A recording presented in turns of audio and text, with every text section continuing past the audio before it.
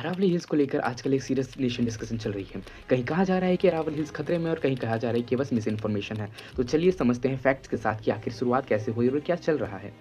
आप देख रहे हैं लो बात विद आनंद, तो चलिए शुरू करते हैं। अरावली हिल्स भारत की बहुत पुरानी माउंटेन रेंज मानी जाती है जो दिल्ली, हरियाणा, राजस्थान और गुजरात में फैली हुई है। साइंटिफिक स्टडीज के अकॉर्डिंग ये region ground water recharge, dust and desertification control और इकोलॉजिकल बैलेंस में बहुत ही ज़्यादा इंपॉर्टेंट रोल प्ले करता है।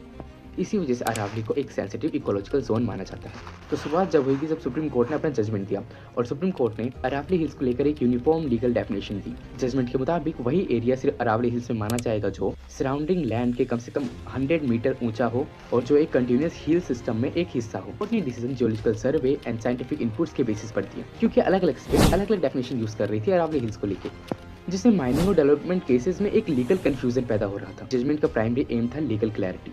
तो फिर ये बात तो बिल्कुल क्लियर है कि सुप्रीम कोर्ट ने माइनिंग अलो करने का कोई ऑर्डर नहीं दिया है, ट्री कटिंग अप्रूव नहीं करी है, इन्वायरमेंट प्रोटेक्शन तो बिल्कुल खत्म नहीं करा है। जजमेंट में स्पेसिफिकली कहा गया है कि environmental protection act, forest conservation act और वाइल्ड लाइफ प्रोटेक्शन एक्ट पहले जैसे ही लागू रहेंगे, चाहे अरावली की डेफिनेशन अंदर हो या बाहर या सुप्रीम कोर्ट दे स्टेट। तो कंसर्न क्यों उठे, सवाल उठते हैं। आज कुछ एनवायरमेंटल ग्रुप्स एंड एक्सपर्ट्स ने ये कंसर्न राइज की इकोलॉजिकल इंपॉर्टेंस सिर्फ हाइट के बेसिस पे डिसाइड नहीं होती और लो हाइट की हिल्स भी ग्राउंड वाटर और डस्ट कंट्रोल में बहुत अहम रोल प्ले करती है। तो उनका कंसर्न फ्यूचर को लेकर है। जैसे अगर कोई एरिया डेफिनेशन से बाहर हो जाता है और स्टेट पॉलिसीज वीक रही तो वहाँ प्रोटेक्शन कमजोर हो जाती है। ये कंसर्न फ्यूचर रिस्क को लेकर है, ना कि डायरेक्ट सुप्रीम कोर्ट के डिसीजन को लेकर।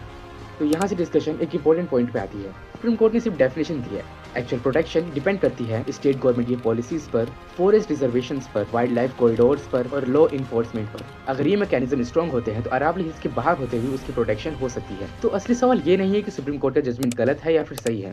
असली सवाल ये है कि स्टेट गवर्नमेंट एनवायरमेंट लॉज को उतनी ही सीरियसनेस से इन्फोर्स कर रही है जितनी करनी चाहिए। क्या इकोलॉजिकल प्रोटेक्शन सिर्फ कोर्ट की डेफिनेशन तक ही छोड़ देनी चाहिए, या फिर यहाँ गवर्नेंस एंड उनकी इंप्लीमेंटेशन यहाँ सबसे बड़ा फैक्टर प्ले करती है। आपका क्या मानना है कमेंट में बताएं। फिर मिलते हैं किसी और वीडियो में, तब तक के लिए बाय बाय।